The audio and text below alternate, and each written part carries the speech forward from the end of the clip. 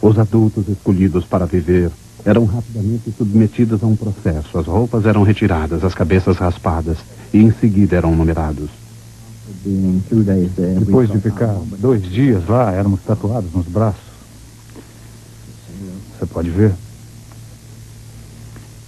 Aquilo já era muito imoral. Nós nos sentíamos como se fôssemos bandidos. Basta alguém raspar a cabeça de um homem e imediatamente ele não é ninguém. Ele para de existir e as pessoas são separadas da família. Uma pessoa é levada com a família, depois a um determinado momento se separam e então você fica só. Se raspam a cabeça, te dão um número, você se esquece quem é, você não é ninguém. Em seguida, você é insultado, não recebe comida. Ou só para manter o nível de subsistência, então você tem fome, tem frio, é obrigado a ficar horas de pé para ser contado.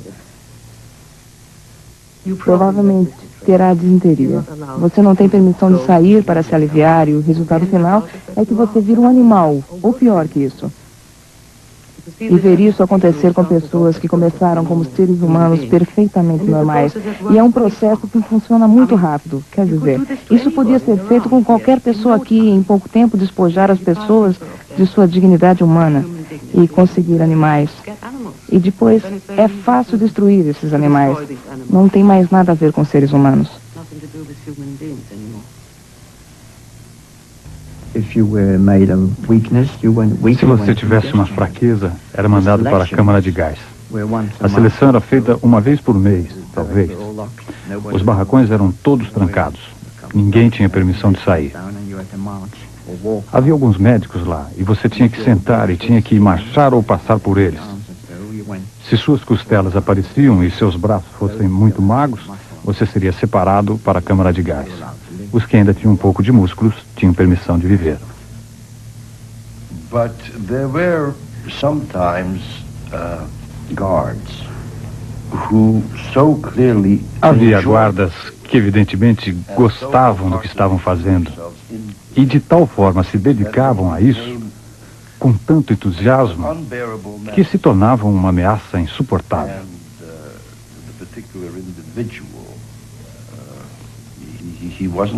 Havia um sujeito em particular, um rapaz ucraniano que usava a farda nazista, cujo passatempo parecia ser o de levantar o seu fuzil acima da cabeça e baixá-lo com toda a força sobre alguém, sem nenhum motivo.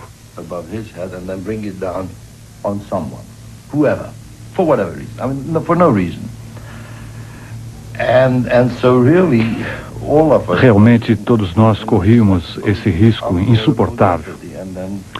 E então, um dia, surgiu uma oportunidade onde pensamos que poderíamos matá-lo, para respirar ligeiramente mais aliviados. Assim foi feito. Houve 667 fugas conhecidas em Auschwitz, mas após qualquer resistência vinham as represálias rápidas, inclusive enforcamentos públicos. Havia 12 poloneses. Aconteceu que 1 ou 2 deles fizeram alguma coisa para um oficial nazista durante o dia. Por castigo, levaram os 12 como sendo os responsáveis. Eu vi os homens subirem no caixote. E o chefe do campo colocou os laços ao redor dos pescoços e em seguida chutou para longe os caixotes e eles se enforcaram.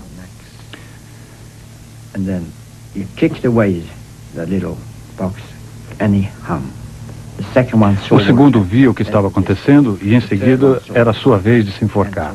Aí vinha o terceiro e assim por diante. Alguns não morreram depressa. As suas línguas saíam da boca porque o nó do laço não estava colocado certo. O corpo se virava e se contorcia. Nunca me esquecerei.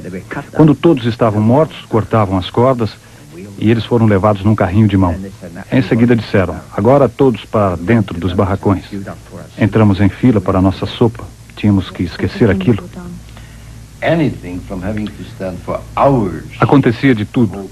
Desde ficar horas de pé, o tempo todo em cima de maçãs, ou simplesmente ficar ali de pé para o que os alemães chamavam de Sental. Essa era uma experiência apavorante. As pessoas eram separadas por contagem, até 10. O 10º dava um passo à frente. Quem quer que fosse ele, e era executado. Eu passei por 2 desses centalings, em lugares diferentes. E você começa a pensar na sorte de ter sido 9 ou 8 e não 10. Esse era um castigo em massa, uma repressão muito poderosa.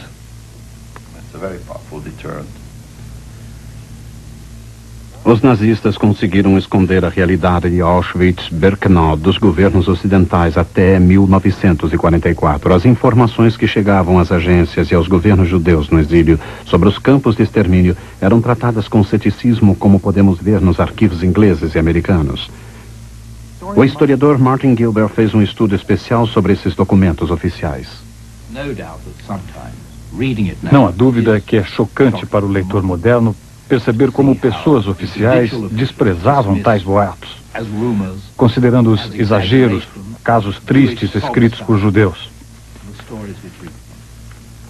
Mas creio que esse era um pequeno grupo de funcionários, não representava a maioria. Seus horizontes mentais eram limitados, porque estavam escrevendo na sede do governo inglês, e os assassinatos estavam ocorrendo em países que nunca viram, com pessoas que nunca conheceram, e numa proporção que era realmente incompreensível, até mesmo para os próprios judeus. Na primavera de 44, 5 prisioneiros escaparam de Auschwitz e revelaram ao Ocidente a notícia de milhões de mortes. Um clamor internacional fez parar a deportação de centenas de milhares de judeus húngaros no meio. Quando os aliados bombardeavam os alvos industriais a apenas 8 quilômetros de Auschwitz, as agências judias insistiram para que bombardeassem o campo, mas não o fizeram, e no verão as deportações começaram novamente.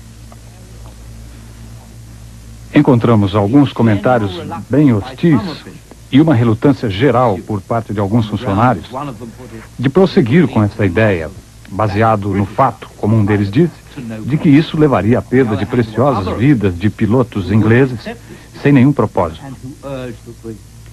Por outro lado, havia outros funcionários que não aceitavam esse ponto de vista e insistiram que isso deveria pelo menos ser discutido. Infelizmente, nos Estados Unidos, o homem responsável em lidar com isso deu instrução negativa na primeira e nas 5 vezes subsequentes em que foi solicitado por diferentes organismos judeus para discutir o bombardeio de Auschwitz.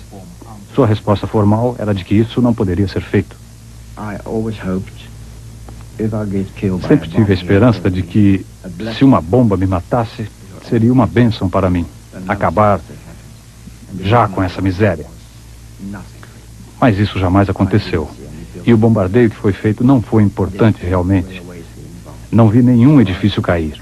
Não vi nenhuma estrada de ferro ser bombardeada. Portanto, não entendo por que o bombardeio era feito. Não houve nenhum estrago, como em Roterdã ou no bombardeio de Londres. E aquilo foi uma decepção para mim.